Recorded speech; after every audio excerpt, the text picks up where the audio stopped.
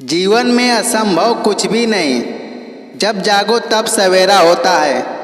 अगर आपको ऐसा लगता है कि मैंने बहुत से बुरे काम किए हुए हैं और अब इन गलत कामों को सुधारने के लिए कोई भी विकल्प नहीं है, तो आपको गौतम बुद्ध के जीवन की यह कहानी एक बार अवश्य सुननी चाहिए। चलिए शुरू करते हैं। एक दिन बुद्ध श्रावस्ती के एक गांव में भिक्षाटन के लिए पहुँचे। जब गांव में प्रवेश करते हैं तो देखते हैं कि पूरे गांव में सन्नाटा छाया हुआ है। दूर दूर तक कोई भी व्यक्ति नजर नहीं आ रहा है। बुद्ध उस गांव के पहले द्वार पर जाते हैं और कहते हैं कि भिक्षम देहि, परंतु भीतर से बाहर कोई नहीं आता। बुद्ध दूसरे द्वार पर जाते हैं परंतु कोई दरवाज़ा नहीं खोलता। तीसरे द्वार पर जाते हैं परंतु उस द्वार से भी कोई व्यक्ति बाहर नहीं आता। फिर अचानक से एक दरवाज़ा खुलता है जिसमें से एक व्यक्ति बाहर निकलता है। वो जल्दी से बुद्ध का हाथ पकड़ता है और उन्हें अपने घर में ले जाता है और कहता है कि क्षमा करें बुद्ध, परंतु इस समय आप बाहर नहीं जा सकते। उंगलीमाल को श्रावस्ती की सीमा पर देखा गया। सभी गांव वाले डर के मारे अपने अपने घरों के खिड़कियां और दरवाजे बंद करके बैठे हुए हैं। बुद्ध उस व्यक्ति से पूछते हैं, कौन है ये उंगलीमाल, कौन है और उससे इतना भय क्यों है? वह व्यक्ति कहता है कि उंगलीमाल एक राक्षस है। उसे जो भी मनुष्य मिलता है, बच्चा, वृद्ध, स्त्री, पुरुष, यहाँ तक कि सन्यासी भी, वो किसी को भी नहीं छोड़ता है। महाराज प्रसन्नजीत के सैनिक भी उससे डरते हैं। बुद्ध उनसे पूछते हैं कि वो धन के लालच में ये सब कर रहा है। वो व्यक्ति कहता है कि नहीं, उसे धन का कोई लालच नहीं। जो जब भी किसी आदमी को मारता है तो उसकी उंगली काट कर अपने गले की माला बनाता है, इसलिए उसका नाम उंगलीमाल पड़ गया। और यह अभी सुना है कि जब उसके गले की माला में 100 उंगलियां पूरी हो जाएगी, उसकी विनाशक शक्तियां और भी ज़्यादा बढ़ जाएंगी। बुद्ध कहते हैं, आभार हो आपका जो आपने मुझे उसके बारे में बताया। फिर वो व्यक्ति बुद्ध से कहता है कि कृपया कर आप बाहर न जाइए, क्योंकि वो आप पर भी वार कर सकता है। बुद्ध कहते हैं, भय से अपनी राह छोड़ दूं? ऐसा मैंने कभी नहीं किया। मुझे भिक्षा मांगना देख जन जन के हृदय में उंगलीमाल भय कम होगा। फिर वो व्यक्ति कहता है, नहीं बुद्ध, आप मत जाइए, वो बहुत से ज़्यादा खतरनाक है। बुद्ध कहते हैं कि वो खतरनाक नहीं, हो दुखी है और मुझे उसके पास जाना होगा क्योंकि उसे मेरी आवश्यकता है। इतना कहते बुद्ध उस व्यक्ति के पास चले जाते हैं।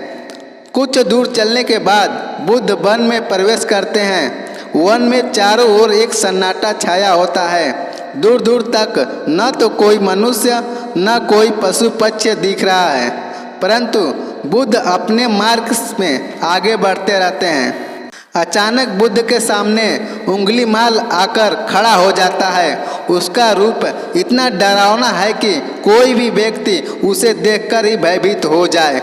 उसके गले में उंगलियों की माला होती है। चेहरा और हाथ रक्त से सने होते हैं और शरीर बलशाली होता है।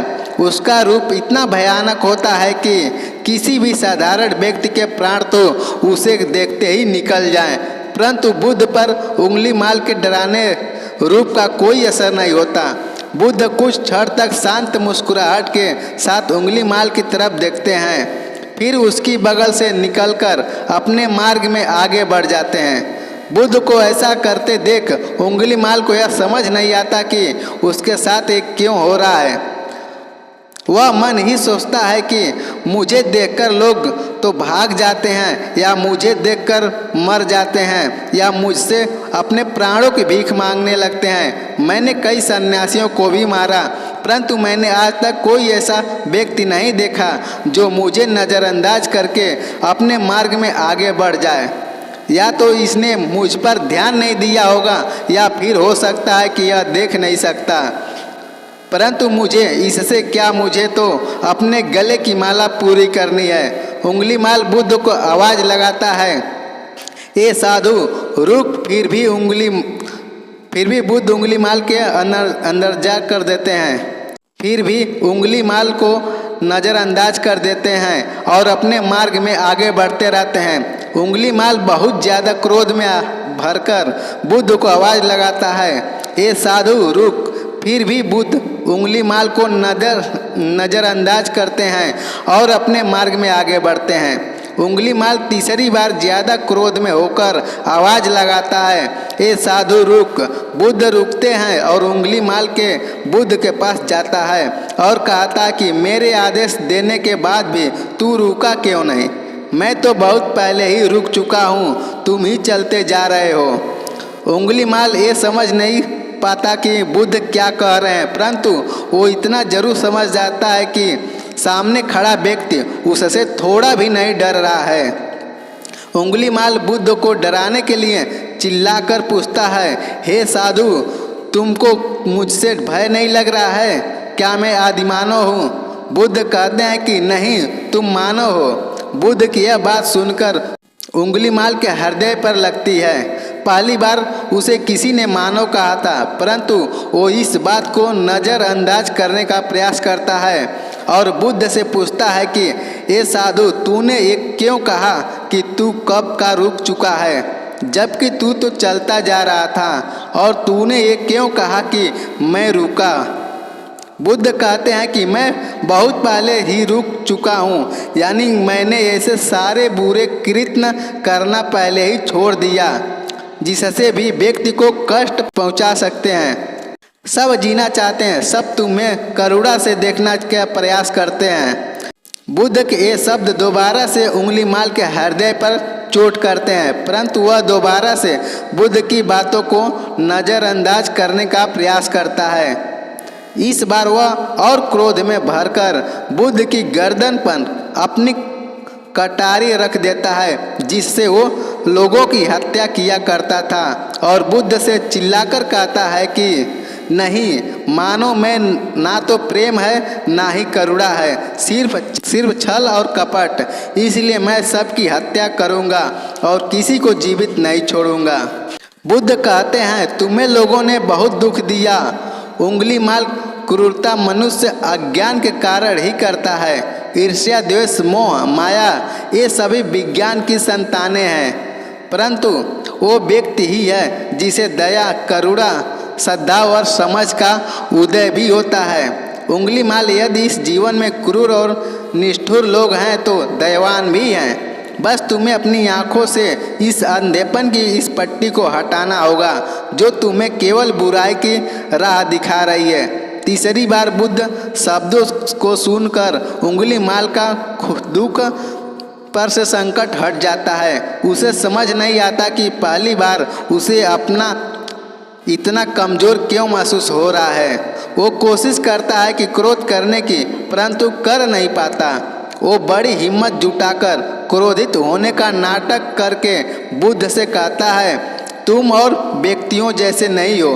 बुद्ध कहता है कि मैं हर व्यक्ति जैसा हूँ, बस जागृत हूँ और यह सिद्ध कर रहा हूँ कि हर व्यक्ति में जागने की क्षमता है। मेरा मार्ग क्रूरता को दया में परिवर्तित करना है।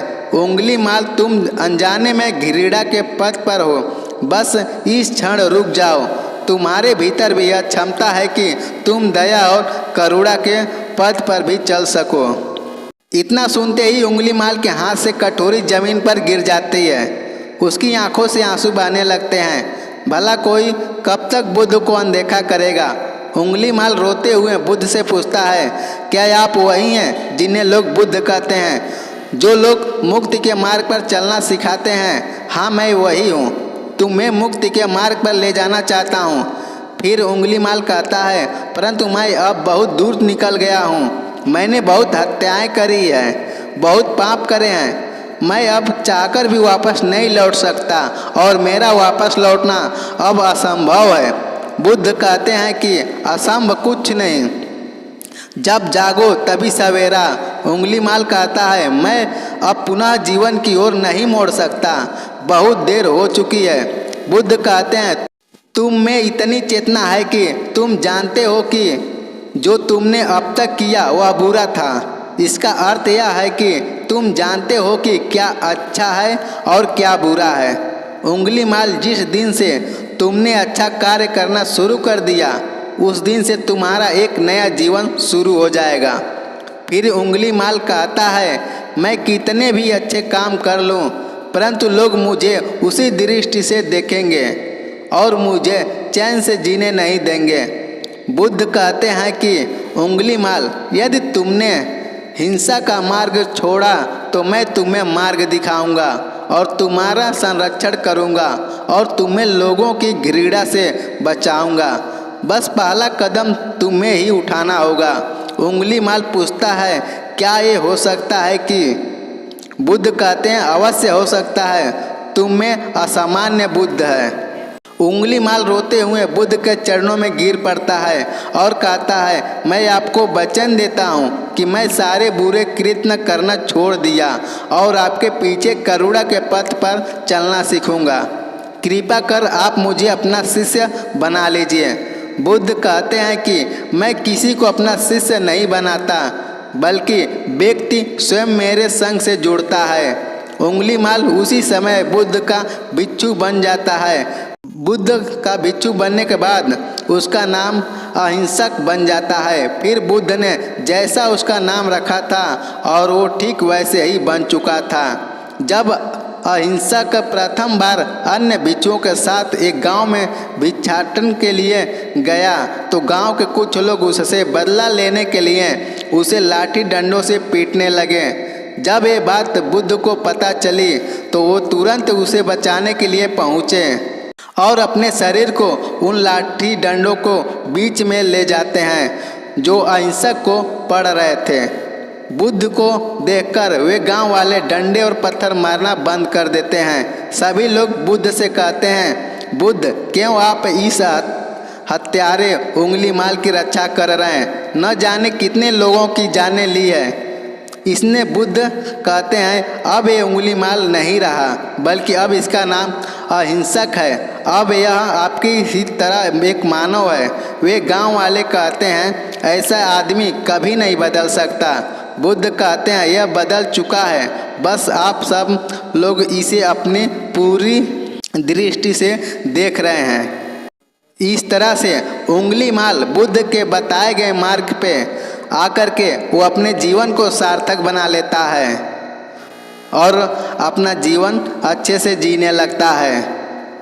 इस कहानी से हमें यह सीखने को मिलता है कि लोग सोचते हैं कि उन्होंने बहुत सारे गलत काम किए हुए हैं, अब इन गलत कामों को सुधारने के लिए और कोई विकल्प नहीं।